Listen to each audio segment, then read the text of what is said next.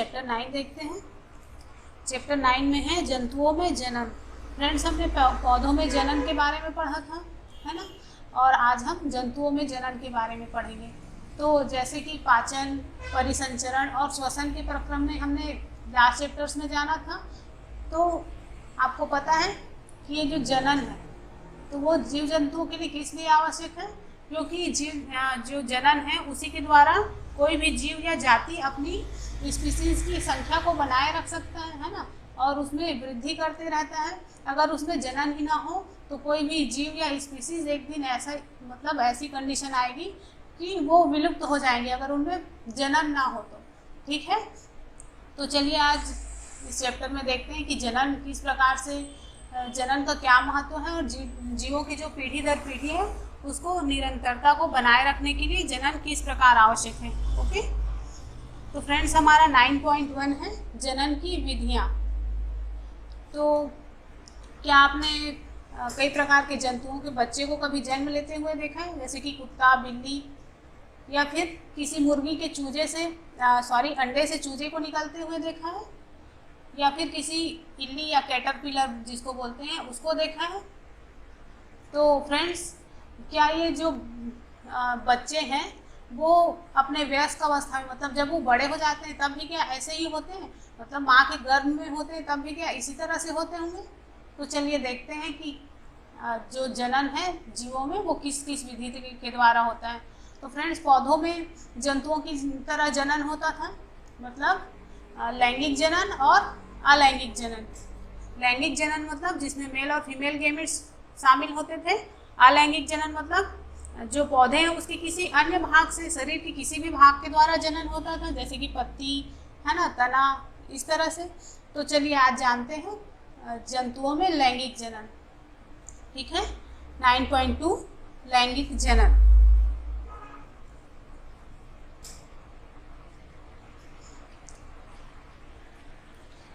Friends, जैसे कि मैंने बताया कि लैंगिक जनन में मादा जननंग और नर जननंग दोनों क्या बनाते थे, तो ये दोनों फीमेल गैमेट्स और मेल गैमेट्स, मतलब क्या बोलते हैं उसको, नर युग्मक और मादा युग्मक बनाते थे, है ना। और दोनों क्या होते थे, संयोजित होकर, मतलब फ्यूज्ड होकर जाइगोट बनाते थे, है ना। तो इसी तरह से जंतुओं में भी जो नर जननांग है वो और मादा जननांग है, इन दोनों में गैमेट्स का निर्माण होता है। मतलब मादा जननांग में मादा युग्मक फीमेल गैमेट और नर जननांग में मेल गैमेट का निर्माण होगा, और ये दोनों संयोजित होकर, मतलब फ्यूज्ड होकर जाइगोट बनाते हैं। ठीक है, और ये जो युग्मनज मतलब जो जाइगोट है वही विकसित होकर नया जीव बनता है।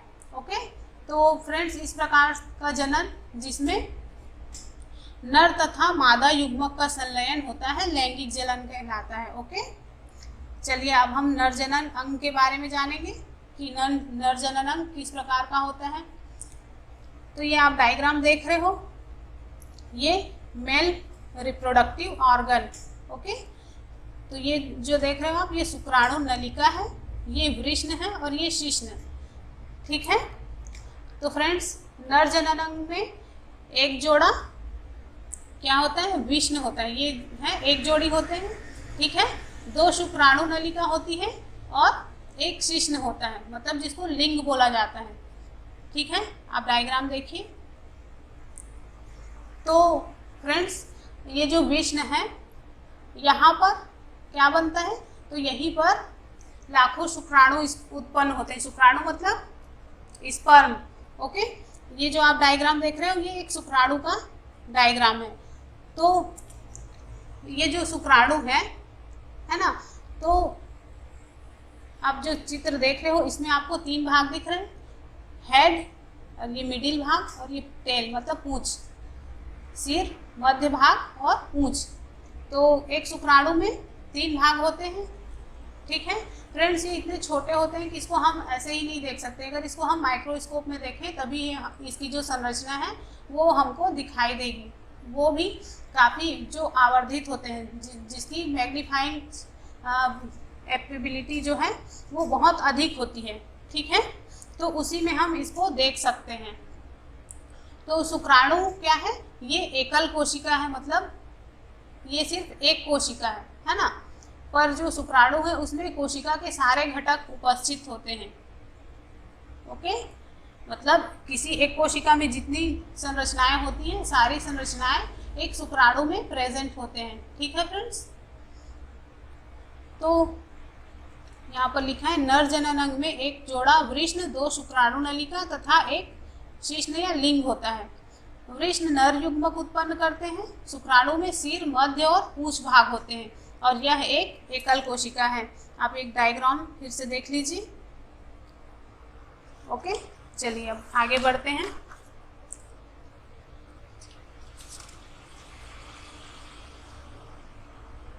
अब हम देखेंगे कि मादा जनन अंग, मादा जनन अंग क्या होता है, कैसे होता है। तो पहले आप डायग्राम देख लीजिए। ये क्या है, अंडाशय या ओवरी कहलाता है यही। ये अंडवाहिनी मतलब फेलोपियन ट्यूब, और ये गर्भाशय।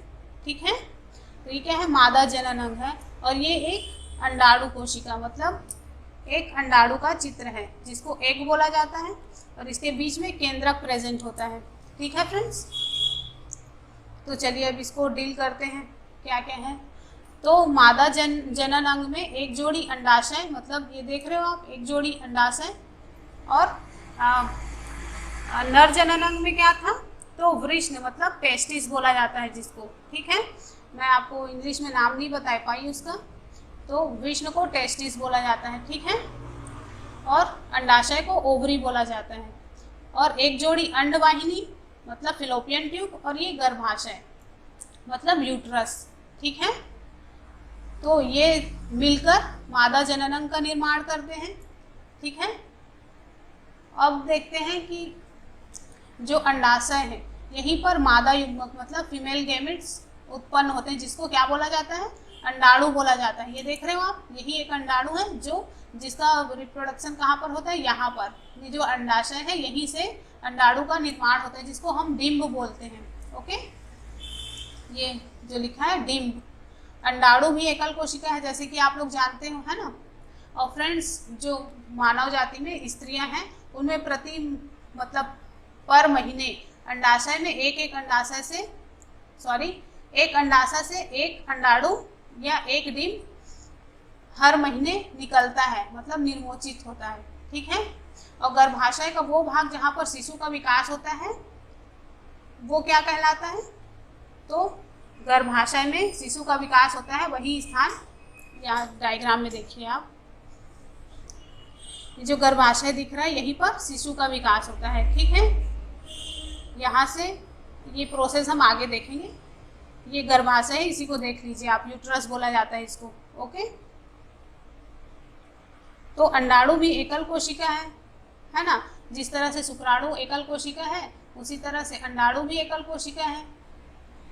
ठीक है, तो चलिए अब देखते हैं निषेचन। निषेचन क्या होता है, निषेचन मतलब फर्टिलाइजेशन। ठीक है, तो फ्रेंड्स ये जो जनन प्रक्रम है उसका पहला चरण है ना। और इसमें क्या होता है, तो इसमें शुक्राणु और अंडाणु का संलयन होता है, मतलब स्पर्म और एग दोनों का फ्यूजन होता है। ठीक है, जब शुक्राणु के साथ अंडाणु का संलयन मतलब फ्यूजन होता है उसे ही निषेचन कहते हैं। निषेचन मतलब फर्टिलाइजेशन कहते हैं। ठीक है, मतलब जब शुक्राणु अंडाणु के संपर्क में आता है तो इसमें से एक शुक्राणु जो है अंडाणु के साथ संलयित हो जाता है और इसी को क्या बोलते हैं, निषेचन बोलते हैं। फ्रेंड्स, निषेचन के समय शुक्राणु और अंडाणु संलयित होकर एक हो जाते हैं। ओके, और उसके परिणाम स्वरूप क्या बनता है, तो जाइगोट बनता है। जैसे कि मैं पहले से बताते आ रही हूँ आपको, निषेचन के परिणाम स्वरूप युग्मनज का निर्माण होता है। युग्मनज को ही क्या बोला जाता है, जाइगोट बोला जाता है। यहाँ पर आप एक देख रहे हो, ये एक सेल है मतलब अंडाणु है और ये स्पर्म्स है। ठीक है, तो ये जो स्पर्म्स है वो उसमें से, क्योंकि जो निषेचन की क्रिया उसमें बहुत सारे शुक्राणु रिलीज होते हैं, है ना, पर उसमें से कोई एक शुक्राणु ही अंडाणु की जो झिल्ली है या जो उसकी दीवार है उसको भेद कर अंदर आ सकता है। ठीक है, तो जो शुक्राणु अंडाणु की झिल्ली को भेद कर अंदर आता है तो इसकी कोशिका और इसकी कोशिका जो एक सेल है उसकी कोशिका, दोनों का फ्यूजन होता है और यही प्रोसेस निषेचन कहलाता है। ठीक है, तो फ्रेंड्स निषेचन के दौरान युग्मनज मतलब जाइगोट बनता है। ये आप डायग्राम देख रहे हो, ये जाइगोट का चित्र है। इसमें आप देख सकते हो कि ये शुक्राणु कोशिका और अंडाणु कोशिका दोनों संयलित हो गए, मतलब फ्यूज्ड हो गए। ठीक है, चलिए और देखते हैं, जानते हैं इसके बारे में। ठीक, तो निषेचन, एक मिनट फ्रेंड्स, निषेचन के प्रोसेस में माँ मतलब जो स्त्री है वो, उससे अंडाणु, और पिता मतलब जो नर है वो, उससे शुक्राणु का संयोजन हुआ है ना। और ये जो है यही अपने मतलब जो संतान है, जो उसकी नई संतान बनती है, उसके लक्षण, आधे लक्षण अपनी माता से और कुछ लक्षण अपने पिता से, जो मतलब जो नर और मादा जनक हैं उनसे अपने बच्चों में वंशानुगत होते हैं, मतलब बच्चों में जाते हैं, है ना। फ्रेंड्स आपने देखा होगा कि जो जैसे माता पिता होते हैं उसी तरह से बच्चे भी होते हैं, है ना। तो ऐसा क्यों होता है, तो ये वंशानुगत जो लक्षण है उनका वंशानुगत होता है, इसी के कारण होता है। ठीक है, तो फ्रेंड्स वह निषेचन जो मादा के शरीर के अंदर होता है आंतरिक निषेचन कहलाता है। तो आंतरिक निषेचन मतलब ये मादा के किसी भी मतलब फीमेल है उसके बॉडी के अंदर होता है, और जब बॉडी के अंदर होता है उसी को आंतरिक निषेचन कहा जाता है। जैसे कि मनुष्यों में, गाय में, कुत्ते में, मुर्गी में, तो इन सब में क्या होता है, आंतरिक निषेचन। ओके,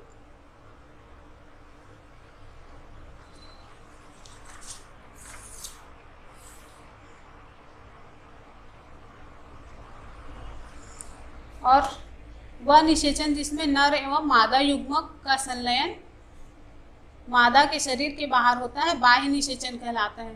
ठीक है, तो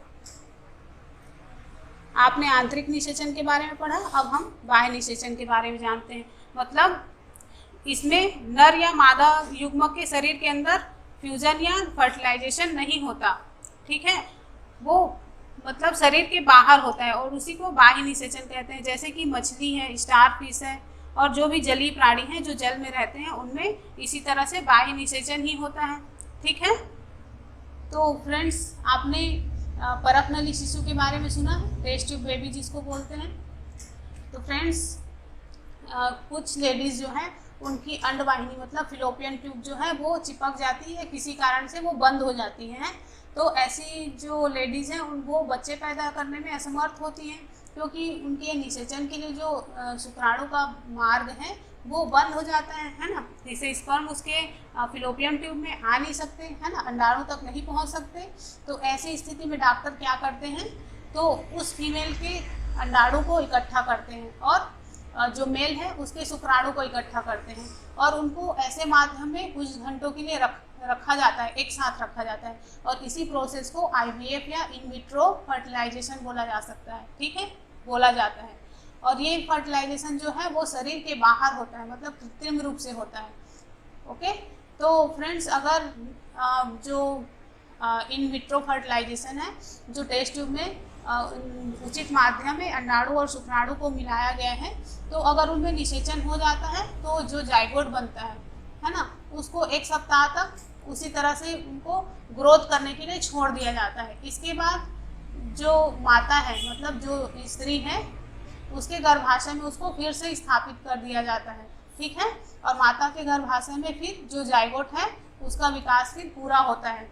ठीक है, और शिशु का जन्म फिर सामान्य शिशु की तरह होता है। इस तकनीक के द्वारा जन्मे जो बच्चे हैं उसी को परकनली शिशु कहते हैं या टेस्ट ट्यूब बेबी कहते हैं। ठीक है फ्रेंड्स, ये एक मतलब एक प्रकार से सही नहीं है कि हम लोग बोलते हैं ना कि बच्चे का विकास परकनली में हुआ है, तो फ्रेंड्स ये सही नहीं है। बच्चे का विकास माता के गर्भ में ही होता है। सिर्फ उसका जो फर्टिलाइजेशन है, जो जाइगोट बनने की प्रोसेस है, सिर्फ उसी को टेस्ट ट्यूब नली में करवाया जाता है। ठीक है, ओके, तो मेरे ख्याल से आपको टेस्ट ट्यूब बेबी क्या होता है पता चल गया होगा।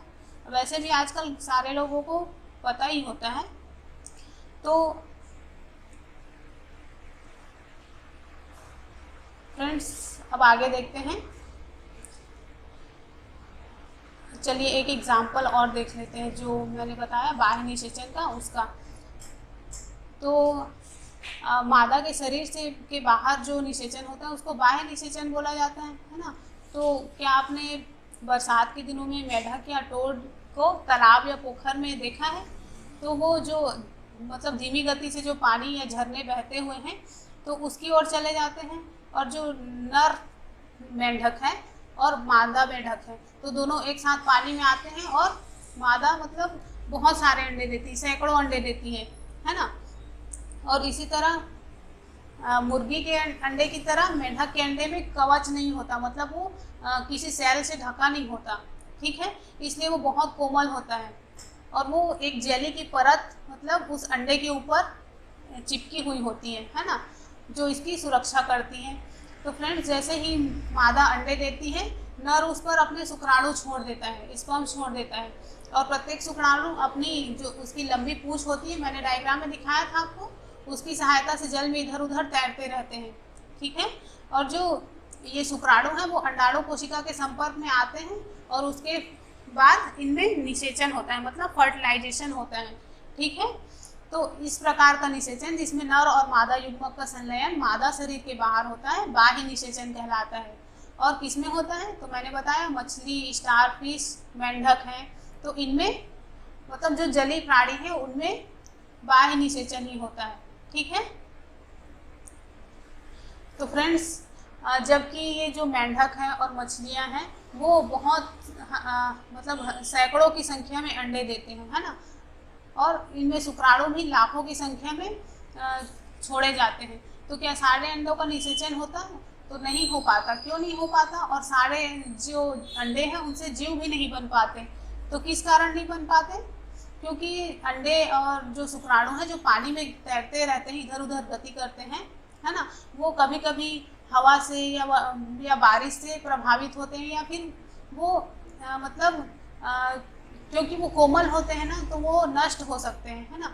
और तालाब में जो दूसरे जीव जंतु हैं वो भी इनको खा जाते हैं। इसलिए जो अंड की कोशिकाएं हैं और शुक्राणु की जो कोशिकाएं हैं वो उत्पन्न तो बहुत अधिक संख्या में होती है, ताकि उनमें से कुछ का निषेचन हो सके, ठीक है। तो चलिए अब देखते हैं भ्रूण का परिवर्धन। मतलब जो जाइगोट के बारे में जान गए आप। जाइगोट क्या है? तो जाइगोट ही डेवलप होकर भ्रूण बनता है। भ्रूण मतलब एम्ब्रायो, ओके। तो फ्रेंड्स, अब निषेचन के परिणाम स्वरूप क्या बना? युग्मनज बना, मतलब फर्टिलाइजेशन के बाद जाइगोट बना, जो कि डेवलप होकर एम्ब्रायो में परिवर्तित होता है, ठीक है। तो अब ये जो जाइगोट है वो लगातार विभाजित होगा और कोशिका के गोले के रूप में बदल जाता है। उसके बाद जो कोशिकाएं हैं वो फिर से इकट्ठी होने लगती हैं और अनेक प्रकार के ऊतक और अंगों में परिवर्तित होती जाती है। और इस जो विकसित होती हुई संरचना है इसी को क्या कहते हैं? इसी को भ्रूण कहते हैं, ठीक है। तो भ्रूण किसको कहते हैं? तो ये जो विकसित होती हुई संरचना है जिससे फिर आगे चल के जीव का निर्माण होता है वही भ्रूण कहलाता है, ठीक है। और भ्रूण गर्भाशय की दीवार में रोपित होकर विकसित होता रहता है, ठीक है। युग्मनज में अनेक विभाजन होते हैं तथा भ्रूण बनता है, जैसे कि मैंने बताया। और भ्रूण गर्भाशय की दीवार में स्थापित हो जाता है जहां उसकी वृद्धि एवं परिवर्धन होती है। तो चलिए अब डायग्राम देख लेते हैं। ये एक गर्भाशय का चित्र है, ये फैलोपियन ट्यूब है और ये अंडाशय है, ठीक है। तो फ्रेंड्स, मैं आगे बताऊंगी कि महिलाओं में या लेडीज़ों में ऋतुस्राव होता है तो उसके दौरान जब 7 से 14 दिन की जो पीरियड होती है उस टाइम पे जो महिला है उनके गर्भाशय से एक अंडा जो है वो निकलता है, ठीक है। और ये अंडा जो है फिलोपियन ट्यूब में रुका हुआ रहता है, और अगर कोई स्पर्म आके इसको निषेचित कर देता है तो यही जो एग है या जो अंडा है वो क्या बनता है? तो यही युग्मनज मतलब जाइगोट बन जाता है, और इसी जाइगोट में विकास होता है आगे, है ना, मतलब इसी का ग्रोथ होता है जो कि भ्रूण बनता है, मतलब एम्ब्रायो बनता है। यहाँ पर आप देख रहे हो ये एक युग्मनज है मतलब जाइगोट है, और ये जो आगे बढ़ते हुए जा रहा है यही क्या है, भ्रूण है, मतलब एम्ब्रायो है, ठीक है। और फिर ये आगे बढ़ता हुआ गर्भाशय की दीवार से चिपक जाता है और यहीं पर इसका ग्रोथ होता है। मतलब यहाँ पर यहीं पर जो गर्भाशय है, यहीं पर किसी जो अंड कोशिका है, जो जाइगोट बन के भ्रूण में परिवर्तित हुआ था, वही यहाँ पर एक छोटे से शिशु के रूप में बढ़ना शुरू करता है। तो ये आप ये चित्र देख रहे हो, युग्मनज का बनना तथा युग्मनज से भ्रूण का विकास। ओके, तो ये एक भ्रूण है, ठीक है। तो कोशिकाओं का पिंड, ये जो भ्रूण है, अगर इसको आप देखोगे तो ये तो पहले कोशिकाओं के पिंड के रूप में रहता है, फिर इसी का ग्रोथ होता है। और ये यहाँ पर आप अगर आप इसको माइक्रोस्कोप में देखो तो ये इस टाइप की संरचना दिखाई देगी, ठीक है। ये जो है गर्भाशय की भित्ति है, मतलब उसकी वाल है, और ये विकसित होता हुआ भ्रूण है। तो भ्रूण का गर्भाशय में रोपण आवर्धित रूप में इसको देखा जाएगा तो इसी तरह से दिखेगा, ठीक है फ्रेंड्स। अब क्या होता है, तो गर्भाशय में भ्रूण का विकास होता रहता है और धीरे धीरे जो बच्चा बनता है उसमें उसके शरीर के अंग जैसे कि हाथ, पैर, सिर है, आँख, कान, ये सब विकसित होते जाते हैं। तो भ्रूण की वह अवस्था जिसमें शारीरिक भाग की पहचान हो सके गर्भ कहलाती है, ठीक है। तो भ्रूण की वह अवस्था जिसमें उसके सभी भाग शारीरिक, एक मिनट, मतलब जितने भी उसके शारीरिक भाग हैं वो विकसित होकर उनको पहचान करने योग्य हो जाते हैं, तो उसी को क्या कहा जाता है, तो उसी को गर्भ कहा जाता है। आप यहाँ पर फिर से डायग्राम देखिए, तो यहाँ पर ये जो एम्ब्रायो था, ये जो भ्रूण था, यही विकसित होकर क्या बना, ये एक बच्चे में बदल गया और यही क्या कहलाता है, यही गर्भ कहलाता है। तो ये आप देख रहे हो, यही यूट्रस है और ये गर्भाशय में भ्रूण किस प्रकार से परिवर्तित हुआ, ये आप देख सकते हो, ठीक है। और जब बच्चा जिस बच्चे की पूरे शरीर जैसे कि आँख, सिर, नाक, कान, ये सब अगर दिखने लग जाए तभी हम कहते हैं कि गर्भ है। ओके,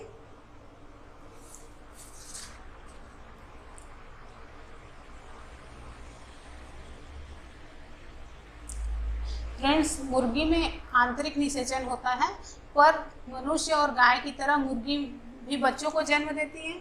आप जानते हो कि मुर्गी बच्चों को जन्म नहीं देती, ठीक है। तो चूजे कैसे जन्म लेते हैं, तो फ्रेंड्स मतलब निषेचन के फौरन बाद ही जो उसके युग्मनज हैं वो लगातार विभाजित होते रहते हैं और अंडवाहिनी के नीचे की ओर बढ़ता रहता है। इसे नीचे बढ़ने के साथ साथ इस पर एक सुरक्षित परत चढ़ती जाती है जो कि हमको सफ़ेद रंग की दिखाई देती है। तो मुर्गे के अंडे पर ये दिखाई देने वाला कठोर भाग, मतलब उसको सुरक्षित रखने के लिए उसमें परत चढ़ती जाती है ना। तो जो कठोर कवच के रूप में पूर्ण रूप से बन जाने के बाद मुर्गी अंडे का क्या करती है, अंडे देने लगती है ना। तो मुर्गी के अंडे को चूजा बनने में लगभग 3 सप्ताह का समय लगता है। आपने मुर्गी को उसको सेने के लिए अंडों पर बैठे हुए तो देखा होगा। तो क्या आप जानते हैं कि अंडे के अंदर चूजा का विकास इसी अवधि में होता है, ठीक है। और चूजे से पूर्ण रूप से विकसित हो जाने के बाद कवच जो है जो फूट जाता है और उसके बाद चूजा बाहर आ जाता है। और बाह्य निषेचन करने वाले जंतुओं में भ्रूण का विकास मादा के शरीर के बाहर ही होता है ना। और भ्रूण अंडा आवरण के अंदर विकसित होता रहता है। भ्रूण का विकास पूरा हो जाने पर अंडोत्पत्ति होती है, मतलब अंडा बाहर निकाल दिया जाता है। और आपने तालाब और झरने में मेंढक के अनेक टेडपोल तैरते हुए देखे हैं। तो ये क्या है, तो ये बाह्य निषेचन होता है उनमें। ओके, अब देखते हैं जरायुज एवं अंड प्रजक, मतलब कौन अंडे देता है और कौन सीधे बच्चे पैदा करता है। तो फ्रेंड्स, हमने जाना कि कुछ जंतु विकसित शिशु को जन्म देते हैं जबकि कुछ जंतु अंडे देते हैं जो बाद में शिशु में विकसित होते हैं। तो फ्रेंड्स, वह जंतु जो सीधे ही शिशु को जन्म देते हैं जरायुज जंतु कहलाते हैं, ठीक है, मतलब विविपेरस, ठीक है। और वे जंतु जो अंडे देते हैं अंड प्रजक जंतु कहलाते हैं, मतलब ओविपेरस, ठीक है। फ्रेंड्स, मेढक, छिपकली, तितली और जो शलभ है, मुर्गी हैं, कौवे हैं और जितने भी प्रकार के पक्षी हैं वो अंडे देते हैं, है ना। और गाय है, भैंस है, कुत्ता है, बिल्ली है, ये सब क्या देते हैं, तो ये सीधे शिशु को जन्म देते हैं। तो जो शिशु को जन्म देते हैं वो जरायुज जंतु कहलाते हैं, जो अंडे देते हैं वो अंड प्रजक जंतु कहलाते हैं। ठीक है, तो फ्रेंड्स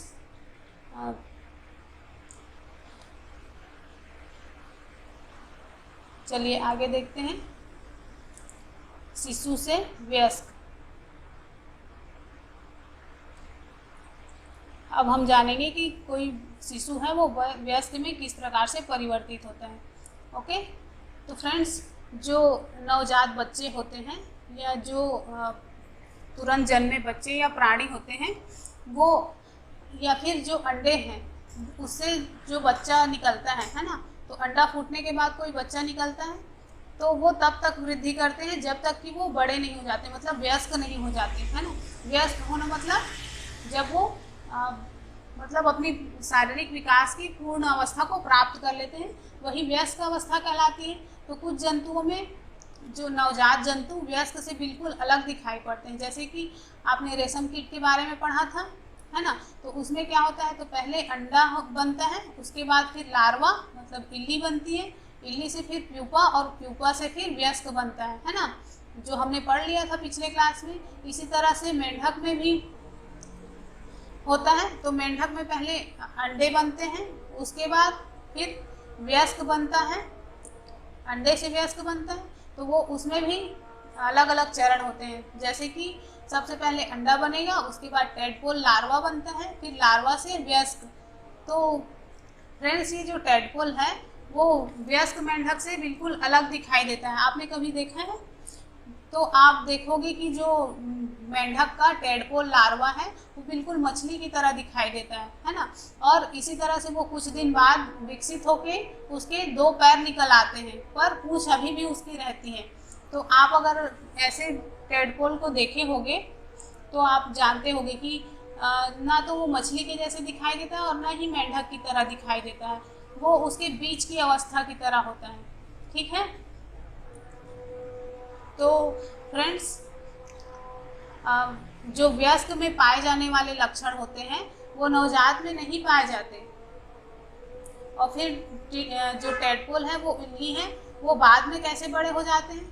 तो फ्रेंड्स आपने देखा है कि जो इल्ली है वो कैटरपिलर से एक सुंदर मतलब तितली जैसे दिखने वाली, जिसको शलभ बोलते हैं, है ना, वो कोकून से बाहर निकलते देखा होगा आपने। उसी तरह टेडपोल जो है वो रूपांतरित होकर वयस्क में बदल जाता है, जो छलांग लगा सकता है और तैर भी सकता है। तो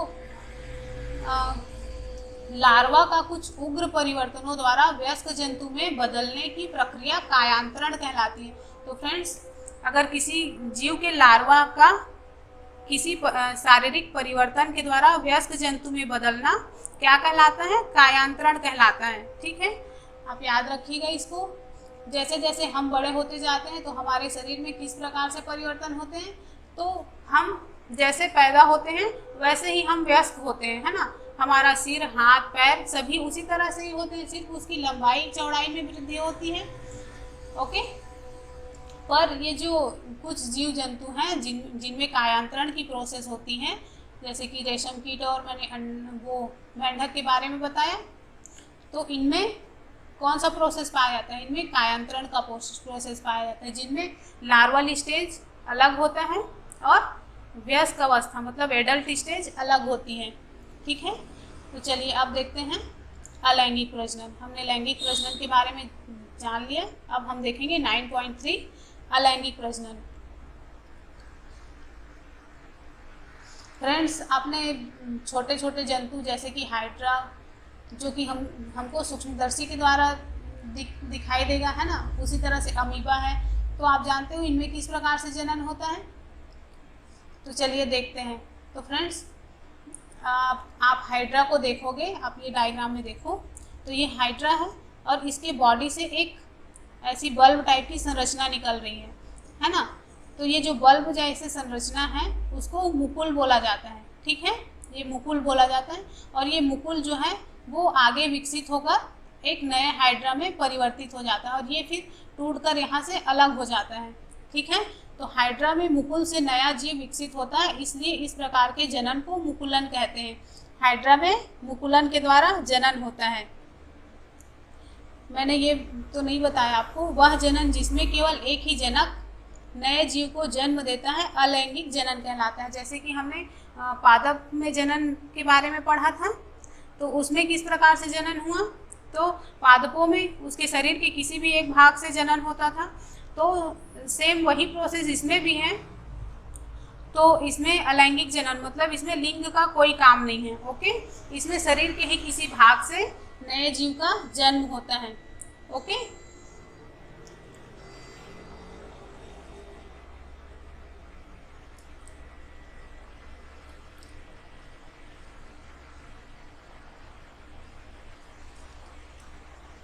चलिए अब अलैंगिक जनन जिसमें जीव विभाजित होकर दो संतति उत्पन्न करता है द्विखंडन कहलाता है।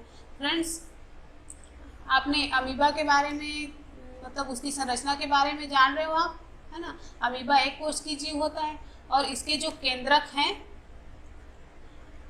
केंद्रक हैं वो दो भागों में विभाजित हो जाते हैं, ठीक है, और इसी से उसके जनन क्रिया का आरंभ होता है। इसके बाद कोशिका दो भागों में विभाजित हो जाएगी, मतलब दो कोशिकाओं में बढ़ जाती है और प्रत्येक भाग में अलग अलग केंद्रक होता है। तो मतलब इस तरह से जो जनन है उसके परिणाम स्वरूप एक जनक से दो अमीबा बनते हैं। मतलब एक जनक, ये हुआ एक जनक और इससे दो संतति कोशिकाएं बनी।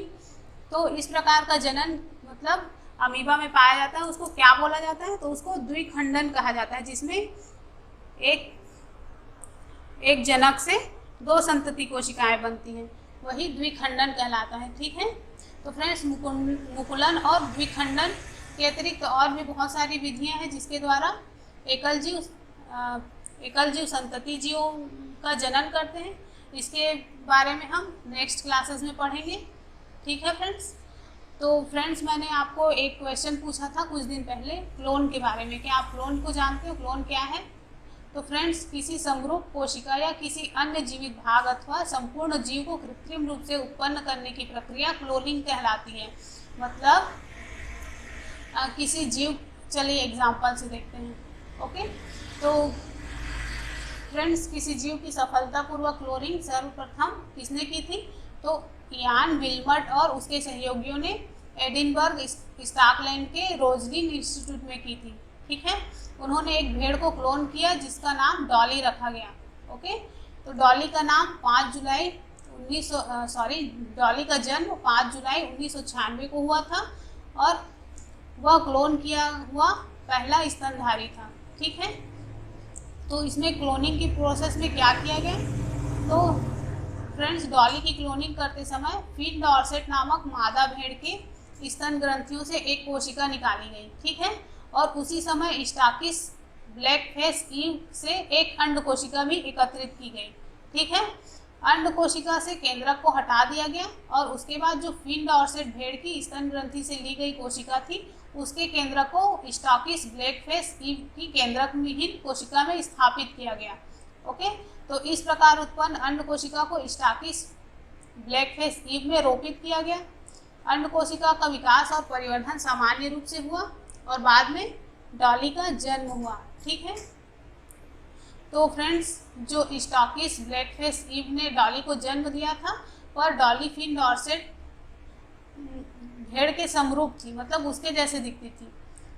जो डॉली फिन डॉर्सेट जिसके स्तन ग्रंथि से कोशिका ली गई थी और स्टाकिस ब्लैक फेस ईव इसकी अंड कोशिका ली गई थी और स्टाकिस ब्लैक फेस ईव की अंड कोशिका से केंद्रक को निकालकर फिन डॉर्सेट भेड़ की कोशिका को उसमें रोपित किया गया था। उसके बाद जो कोशिका अंड कोशिका बनी उसको स्टाकिस ब्लैक फेस ईव के गर्भाशय में रोपित किया गया।